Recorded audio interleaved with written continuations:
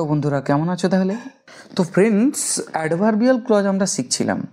তো আগের ভিডিওগুলোতে আমরা অ্যাডভার্বিয়াল ক্লজেস অফ টাইম সম্পর্কে জেনেছিলাম, আর অ্যাডভার্বিয়াল ক্লজেস অফ প্লেস সম্পর্কে জেনেছিলাম, adverbial clauses of reason or cause সম্পর্কে জেনেছিলাম, অ্যাডভার্বিয়াল ক্লজেস অফ পারপাস সম্পর্কে জেনেছিলাম। তাহলে অ্যাডভার্বিয়াল ক্লজের বিভিন্ন যে ভাগগুলো হয় তার 4টে ভাগ আমরা শিখে ফেলেছি অলরেডি। আজকে যে ভাগটা সম্পর্কে আমরা জানবো সেটা হচ্ছে 5 নম্বর ভাগ, অ্যাডভার্বিয়াল ক্লজেস অফ রেজাল্ট বলতে পারি, অর্থাৎ ফল। তার মানে এখান থেকে আমরা যেটা জানতে পারলাম, এই যে রেজাল্ট বা ফল বোঝালি তখনও কিন্তু সেটা কি হয় না, অ্যাডভার্ব ক্লজ হয়, বা বলতে পারি অ্যাডভার্বিয়াল ক্লজ। কি বোঝাতে পারলাম কিনা? তাহলে দেখো, অ্যাডভার্বিয়াল ক্লজকে বিভিন্ন ভাগে ভাগ করা যায়। তো তার মধ্যে 5 নম্বর ভাগ আমরা অ্যাডভার্বিয়াল ক্লজেস অফ রেজাল্টকে নিয়ে আজকে পড়ব। কিন্তু উল্টে আমরা এই কথাটাও বলতে পারি যে অ্যাডভার্বিয়াল ক্লজকে চেনার অনেকগুলো উপায় আছে। যদি সময়কে নির্দেশ করে, টাইম, তখনও সেটা অ্যাডভার্বিয়াল ক্লজ হয়। প্লেসকে যদি নির্দেশ করে তখনও সেটা অ্যাডভার্বিয়াল ক্লজ হয়। যদি কজ বা রিজনকে নির্দেশ করে তখনও কিন্তু অ্যাডভার্বিয়াল ক্লজ হয়, হ্যাঁ কি না? অ্যাডভার্বিয়াল ক্লজেস অফ পারপাস মানে উদ্দেশ্য বোঝালেও কিন্তু অ্যাডভার্বিয়াল ক্লজ হয়। অ্যাডভার্বিয়াল ক্লজেস অফ রেজাল্ট আছে এরপরে, মানে ফল ফল বোঝালে তখনও কিন্তু অ্যাডভার্বিয়াল ক্লজ হয়, এবং তাকে বলবো অ্যাডভার্বিয়াল ক্লজেস অফ রেজাল্ট। তো আজকের আমাদের টপিক হচ্ছে অ্যাডভার্বিয়াল ক্লজেস অফ রেজাল্টকে ভালো করে জেনে নেওয়া। দেখো, সাবক্লজ যদি থাকে না, সাবক্লজ তার আগে একটা কোনো না কোনো সাবঅর্ডিনেটিং কনজাংশন বসবে। কি বসবে? Subordinating conjunction. তো একটা সাবঅর্ডিনেটিং কনজাংশন থাকবে। তাই এখন আমরা কি দেখব না, সাবঅর্ডিনেটিং কনজাংশনগুলো কি থাকে। প্রথমে যেরকম ধরো, so dot dot dot dot তারপরে দ্যাট, অর্থাৎ সো দ্যাট কথাটা থাকবে কিন্তু একসঙ্গে থাকবে না। Such dot dot dot dot that, তাহলে সাচ দ্যাট আর দ্যাট নিজে, তাহলে দ্যাটের দ্বারা কতগুলো অর্থ প্রকাশ করছে বুঝতে পেরেছ? তাহলে দ্যাট থাকলে আবার রেজাল্টও হবে, তাহলে দ্যাট থাকলে রেজাল্টও অর্থ প্রকাশ করতে পারে, এবং তখন অ্যাডভার্বিয়াল ক্লজ অফ রেজাল্টও বলতে পারবো তাকে। তাহলে এই তিনটা যে আমরা দেখলাম, so that, such that, that, তো এদের ক্ষেত্রে মানে এগুলো যদি থাকে তখন কিন্তু রেজাল্ট বোঝায়। কাকে বোঝায়? রেজাল্টকে। রেজাল্ট মানে কি না, ফল। তাহলে রেজাল্ট বা ফল অর্থ প্রকাশ করে এই তিনটে সাবঅর্ডিনেটিং কনজাংশনের দ্বারা।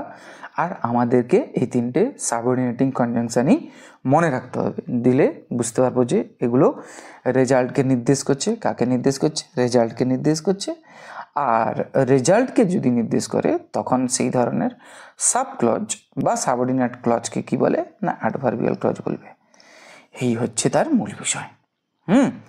এখন বাক্য না দিলে তাহলে পুরো ব্যাপারটা ক্লিয়ার হচ্ছে না। এদের অর্থ ফল বা পরিণাম বা রেজাল্ট প্রকাশ করছে কিনা সেটা আমরা যদি এক্সাম্পলগুলো দেখে নিই তখনই ভালো করে কিন্তু বুঝতে পারবো। তো চলো আমরা এক্সাম্পলে চলে যাই। তাহলে আমরা উদাহরণে চলে এলাম। I am so tired that I can not walk. আমি এতটাই ক্লান্ত যে আমি হাঁটতে পারি না। তাহলে এতটাই ক্লান্ত, তার ফলে আমি হাঁটতে পারি না। তাহলে এখানে ফলকে বোঝাচ্ছে। তাহলে ফলকে ইংরেজিতে কি বলে বলো তো? রেজাল্ট বলে, হ্যাঁ কিনা বলো? তাহলে রেজাল্ট।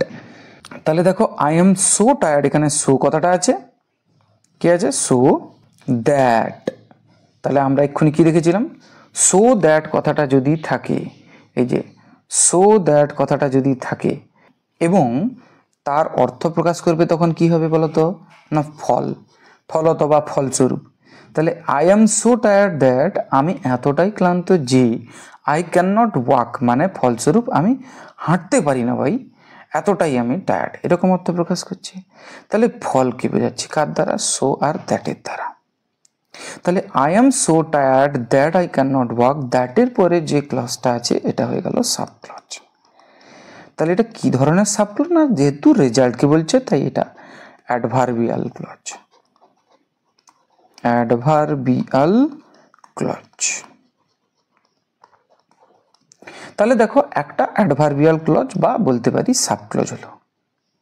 তাহলে আর একটা কি হবে না, বাক্যে একটা মেন ক্লজ না থাকলে সেটা বাক্যই নয়, তাহলে অবশ্যই আই এম সো টায়ার্ড এটা হবে মেন ক্লজ, আর that I can not walk এটা হবে সাব ক্লজ। এবারে সাব ক্লজের তিনটে ভাগ আছে, noun clause, adjective clause, adverbial clause. তার মধ্যে কোনটা না অ্যাডভার্বিয়াল ক্লজ। কেন হলো বলো তো অ্যাডভার্বিয়াল ক্লজ? কেন কি এটা ফল বা রেজাল্টকে বোঝাচ্ছে। কার দ্বারা? না এই যে so dot dot dot dot that. এখন বুঝতে পেরেছো কেন মাঝখানে ডট ডট ডট ডট দেওয়া আছে? কেন কি সো আর দ্যাটের মাঝখানে অন্য কোনো কিছু ওয়ার্ড থাকতেই পারে। এখানে যেরকম আছে ট্যাড, তো এখানেও আছে। তাহলে so dot dot dot dot that এটা যখন থাকবে তখন এটা নির্দেশ করছে কাকে? ফল বা রেজাল্টকে। আর ফল বা রেজাল্টকে নির্দেশ করলে তখন সেটা হয়ে যাবে অ্যাডভার্বিয়াল ক্লজ। আর কি ধরনের অ্যাডভার্বিয়াল ক্লজ? না অ্যাডভার্বিয়াল ক্লজ অফ রেজাল্ট। যেহেতু রেজাল্টকে বোঝাচ্ছে, ফলকে বোঝাচ্ছে, তাই রেজাল্ট। আর এখান থেকে এটাও ক্লিয়ার হয়ে গেল যে রেজাল্ট বোঝালে কি হয়? অ্যাডভার্বিয়াল ক্লজই হয়। আশা করি বোঝাতে পারলাম। চলে যাব আমরা তাহলে পরের উদাহরণে। তাহলে চলে এসেছি আমরা পরের উদাহরণে। He is such a fool that I can not depend on him. সে এতটাই বোকা আমি তার উপর নির্ভর করতে পারি না। তাহলে he is such a fool that, তাহলে দ্যাটের আগে পর্যন্ত এই যে হি ইজ সাচ এ ফুল এটাকে কি বলবো? না মেন ক্লজ বলবো। আর এটা যদি মেন ক্লজ হয়ে যায় তাহলে এটা কি হবে বলো তো? এটা সাব ক্লজ হবে। মানে মানে একটা মেন ক্লজ হলে আর একটা সাব ক্লজ হবে, এরকম তো কোনো লজিক নেই। লজিকটা কি? ওই যে দ্যাট আছে, সাবঅর্ডিনেটিং কনজাংশন দ্যাট আছে না, তারপরে সাবঅর্ডিনেটিং কনজাংশনের পরেই যদি কোনো ক্লজ থাকে তখন সেটা হয়ে যায় সাব ক্লজ। এই হচ্ছে তার মূল কারণ। এবারে দেখি সাব ক্লজ বললে তো নাউন ক্লজও হয়, আবার সাব ক্লজ বললে অ্যাডজেক্টিভ ক্লজও হয়, আবার সাব ক্লজ বললে অ্যাডভার্ব ক্লজও হয়। অ্যাডভার্ব বা বলতে পারি যে অ্যাডভার্বিয়াল, এই তিন রকমের ক্লজ হয়। তাহলে এখন আমাদের জানার পালা বা বলার পালা যে নাউন, অ্যাডজেক্টিভ, অ্যাডভার্বিয়ালের মধ্যে কোন ক্লজটা হবে।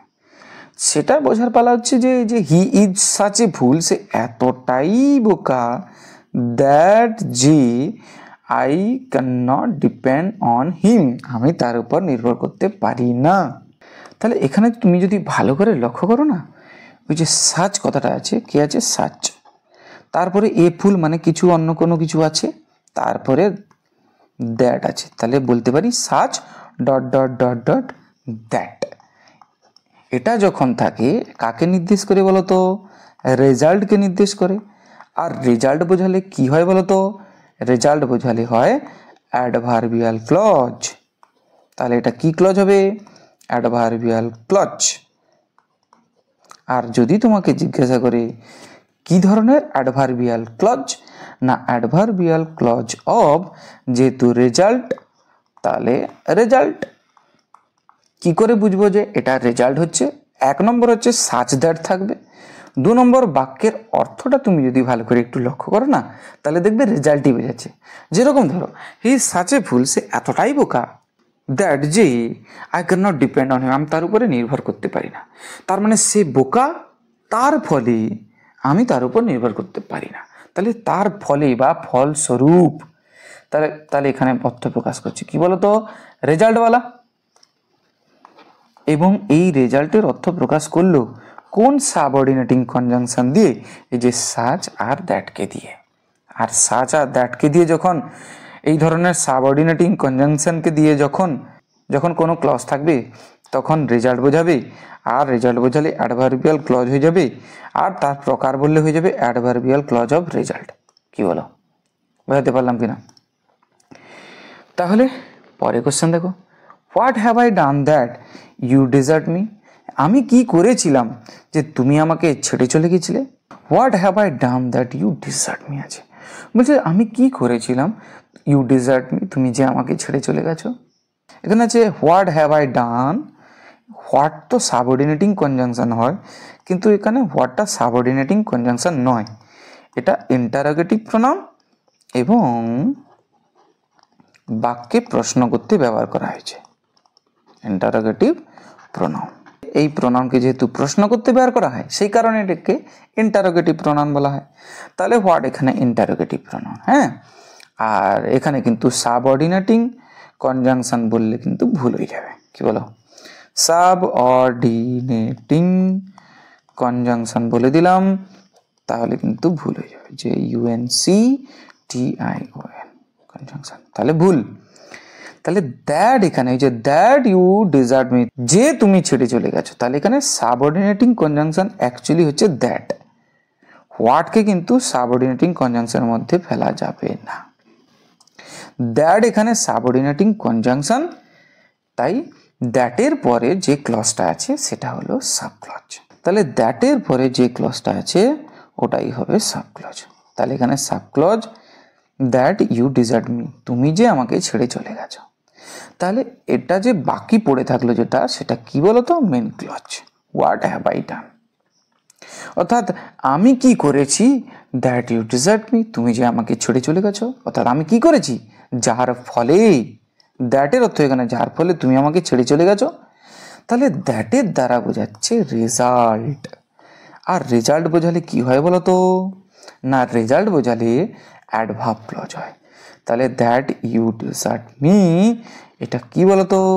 Adverbial clause. বোঝাতে পারলাম কিনা বলো?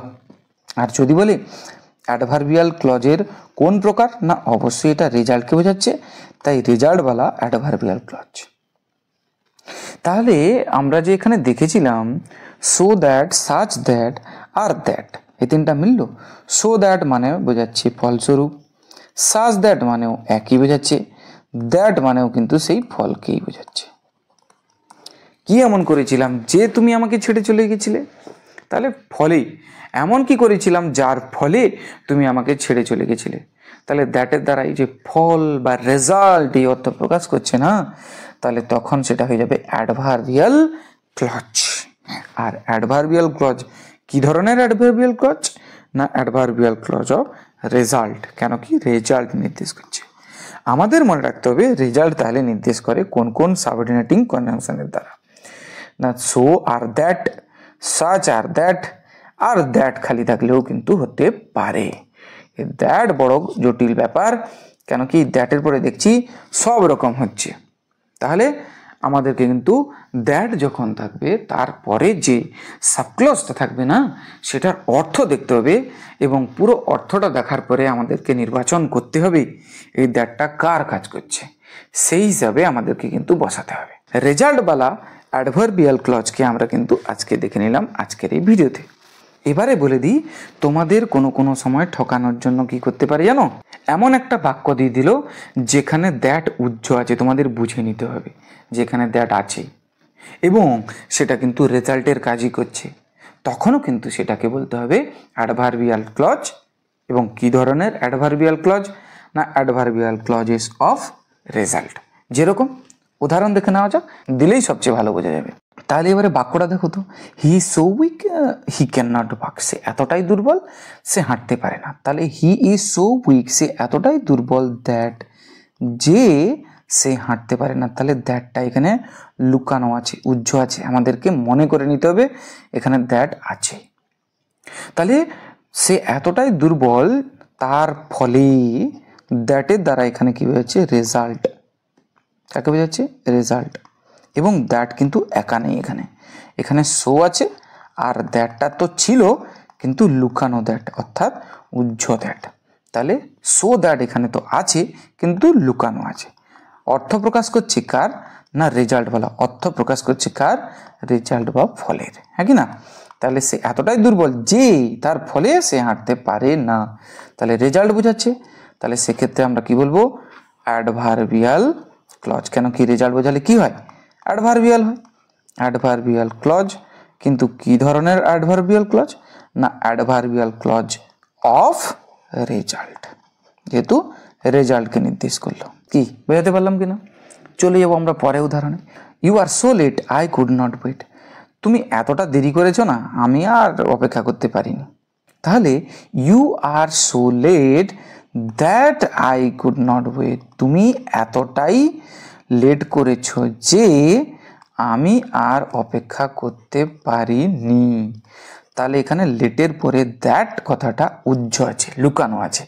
আমাদেরকে বুঝে নিতে হবে সো আর দ্যাট বাক্যে আছে, কিন্তু দ্যাটটা উজ্জ্ব আছে, লুকানো আছে, কিন্তু অর্থ প্রকাশ করছে তুমি এত দেরি করেছো তার ফলে আমি অপেক্ষা করতে পারিনি। তার মানে বোঝাচ্ছে কাকে বলতো? রেজাল্টকেই বোঝাচ্ছে। রেজাল্ট মানে ফল, আমরা জানি। আর ফল বোঝালে কি হয় বলতো? অ্যাডভার্বিয়াল ক্লজ, হ্যাঁ কি না বলো? তাহলে এখানে বলতে পারি অ্যাডভার্বিয়াল ক্লজ। এখান থেকে আর একটা জিনিসও আমরা জানতে পারলাম যে রেজাল্ট বোঝালে তাহলে কি হয় না অ্যাডভার্বিয়াল ক্লজ হয়। আর অ্যাডভার্বিয়াল ক্লজ কি ধরনের? না অফ রেজাল্ট, রেজাল্টওয়ালা অ্যাডভার্বিয়াল ক্লজ। বুঝতে পারলাম কিনা? তো আজকের ভিডিও আমরা তাহলে এখানে শেষ করছি। অ্যাডভার্বিয়াল ক্লজেস অফ রেজাল্ট শিখলাম আজকের এই ভিডিওতে। বাকি ভাগগুলো পরের ভিডিওতে আমরা দেখতে থাকবো। কিন্তু তোমাদের কি করতে হবে? চ্যানেলকে অবশ্যই সাবস্ক্রাইব করতে হবে তার জন্য। Thank you very much. দেখা হচ্ছে পরের ভিডিওতে তাহলে।